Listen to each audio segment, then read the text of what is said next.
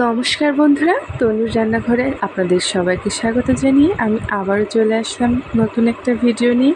তো বন্ধুরা, আজ আপনাদেরকে দেখাবো একটা দারুণ রেসিপি, যেটা আপনারা এতদিন নষ্ট করেছেন। আজকে সেটাই আমি আপনাদেরকে রান্না করে খাইয়ে দেখাবো কত মজাদার হয়। হ্যাঁ বন্ধুরা, কাঁচকলা কেটে আপনারা শুধু কাঁচকলার ভেতরটা নিয়ে নেন, এই খোসাগুলো কিন্তু ফেলে দেন।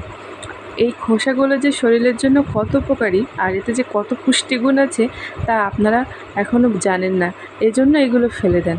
এগুলো এত সবুজ সতেজ, আর কোনো দিন ফেলবেন না। এইগুলো দিয়ে আজকে একটা দারুণ রেসিপি করব বন্ধুরা। আপনারা এতদিনে হয়তো জেনেছেন কাঁচকলার খোসা বাটা খাওয়া যায়, কিন্তু বন্ধুরা সবসময় কি বাটা ঘষা ভালো লাগে বলেন? আবার ব্লেন্ডার করাও তো একটা ঝামেলা। সেই আলিশিতে অনেক সময় আপনারা এটা ফেলে দেন, কিন্তু এটা বাটবও না, ঘষবও না, ব্লেন্ডারও করব না। এটা এরকম ধরে ছোট ছোট্ট করে কুচি কুচি করে আলুর মতো করে কেটে নেব। হ্যাঁ বন্ধুরা, রান্নাটা খুবই সিম্পল, কিন্তু আপনাদেরকে একটু জানিয়ে দেই যে বাটা ছাড়াও কাঁচকলার খোসাটা ভেজেও খাওয়া যায়। আমার বন্ধুরা সব সময় আমাকে সাপোর্ট করে আর আমাকে ভালোবাসে বলেই আমি হয়তো এরকম নতুন নতুন ভিডিও নিয়ে আসতে পারছি।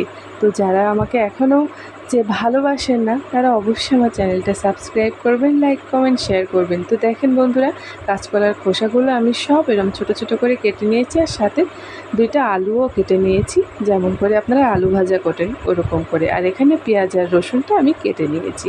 ব্যাস বাটাবাটির ঝামেলা ছাড়াই, অন্য কোনো মশলা ছাড়াই এইগুলো দিয়েই আজকে আমি আপনাদেরকে কাঁচকলার খোসা ভাজা করে দেখাবো। এটা যে এত দারুণ লাগে, ভাত, রুটি, পরোটা, মানে সব কিছুর সাথেই আপনারা অনায়াসে খেয়ে নিতে পারবেন। আর কাঁচকলার খোসা আজকের এই ভিডিও দেখার পরে কেউ ফেলবে না, এটা আমার বিশ্বাস। কেউ ফেলবেন না, এটাতে আপনাদের শরীরের একটা পুষ্টিও হবে এবং এক সাজে ভাজার টাকাটাও বেঁচে যাবে। তো বন্ধুরা, তেল গরম হয়ে গেছে, শুকনো ঝাল দিয়েছি, আপনারা চাইলে কাঁচা ঝালও দিতে পারেন। পেঁয়াজ রসুনটা দিয়ে আমি একটু ভাজা ভাজা করে নেব। যে সিম্পল যেভাবে আপনারা আলু ভাজেন সেরকমভাবেই আপনারা কাঁচকলার খোসাটা আলু দিয়ে ভাজা করে নেবেন।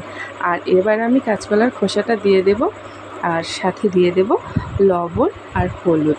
তো বন্ধুরা, এটা কিন্তু কাঁচকলার খোসা বাটা যেমন লাগে, ভাজাটাও একটু অন্যরকম লাগে।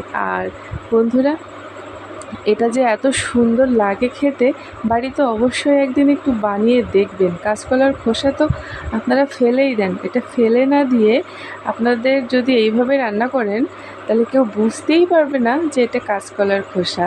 এটা দারুণ লাগবে। আপনারা একদিন বাড়িতে রান্না করে খেয়ে কিন্তু আমাকে কমেন্টে জানাবেন কেমন লেগেছিল। তো বন্ধুরা, এরকম করে আমি ভেজে নিচ্ছি, আর বেশিক্ষণ ভাজবো না। বেশ ভাজতে ভাজতে আমার তেল ছেড়ে দিয়েছে। আপনারা তো ভাজাটা বোঝেনই কেমন করে ভাজতে হয়। তো আমার ভাজাটা যা কমপ্লিট, এবার আমি এটা নামিয়ে নেব।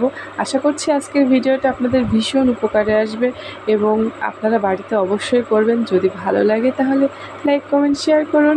আজকের মতো আমি চলে যাব, দেখা হবে আবার কোনো নতুন ভিডিওতে। আর দেখেন বন্ধুরা, এবার এটা ভাত বা রুটি, পরোটা সব কিছুর সাথে জমে যাবে। সাথে আপনারাও শিখে নিলেন রেসিপিটা।